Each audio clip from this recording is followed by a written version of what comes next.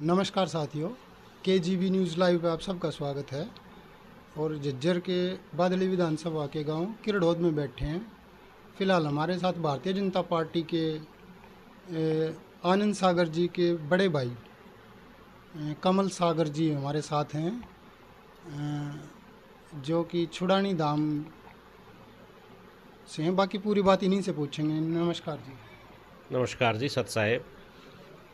तो एक बार आप अपने मुखारबिन से एक बार इंट्रोडक्शन कर देते जी आप। देखिए, मेरा नाम कमल सागर है और मेरा निवास स्थान छुड़ानी में है, जो कि ज़िला झज्जर में है। और मेरे पास वर्तमान में सतगुरु गरीबदास साधा मंदिर टाकड़ी धाम, जो कि ज़िला रेवाड़ी में है, उस आश्रम की सेवा मेरे पास है, तो मैं वहाँ रहता हूँ। मेरा जन्म भूमि, मेरा जन्म स्थान गांव छुड़ानी है।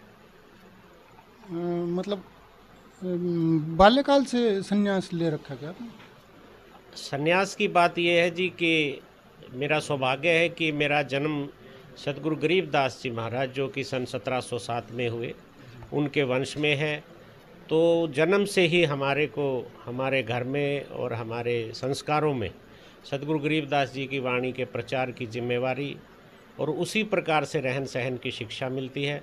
लेकिन मैं गृहस्थ में रहा और हाल फिलहाल मैं सतगुरु गरीबदास जी की वाणी के एक प्रचारक के रूप में रहता हूँ। अध्यात्म से फिर राजनीति में कैसे बदलाव?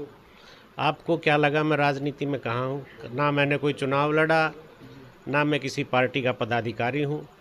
मैं एक सामान्य नागरिक हूँ। और चूँकि अब चुनाव का माहौल है, तो ये मेरा भी विशेष अधिकार है कि मैं अपने मन के विचार और अपना झुकाव जहाँ मेरा है, मैं उसको प्रकट कर सकता हूँ। ये हमारे को कानून के दायरे में छूट मिलती है, सभी को। छूट तो है, लेकिन आपका पहला ही दौरा है ना किरडोद में ये, तो ये नहीं। कहेंगे कि चुनाव के समय पे आप आए हैं और बीजेपी पे तो आरोप प्रत्यारोप लगते हैं कि चुनाव के समय ये हिंदू मुस्लिम और धर्म की राजनीति का कार्ड खेलते हैं। देखिए, मेरा जन्म इस ज़िले में हुआ है, तो हम ये नहीं कह सकते कि मैं किरडोद में पहली बार आया हूँ। चाहे अमित है, चाहे राजीव है या नीटू है, हम सब प्रधान जी हैं, हम बहुत बचपन से एक दूसरे को जानते हैं। अब ये चुनाव का समय है, तो आप इसको चुनाव से जोड़ कर देखें तो वो देखिए मैं कुछ उसमें कर नहीं सकता हूँ। और रही बात ये कि भी बीजेपी साधु संतों को इस समय उतार देती है, बीजेपी साधु संतों को नहीं उतारती है।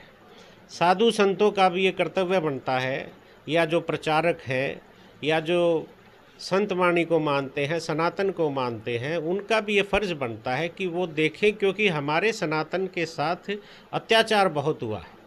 आप खुद उठाकर देख लीजिए कि मेरा एक ही प्रश्न है कि हमारे जितने भी मुख्य स्थल हैं, उन्हीं को तोड़ के उसी के ऊपर एक विवादित ढांचा बनाने की आवश्यकता क्या थी? क्या उससे हट के नहीं बन सकता था? 100-200 मीटर की दूरी पे नहीं बन वहीं बनाने की क्या आवश्यकता थी? विवाद किसने खड़ा किया? क्या आप एक जगह बता दीजिए कि हिंदुओं ने, सनातनियों ने किसी दूसरे धर्म की कोई जगह तोड़ी हो और वहाँ पे मंदिर बना दिया हो? आप केवल मात्र एक उदाहरण दे दीजिए, मैं आपकी सारी बातें कबूल कर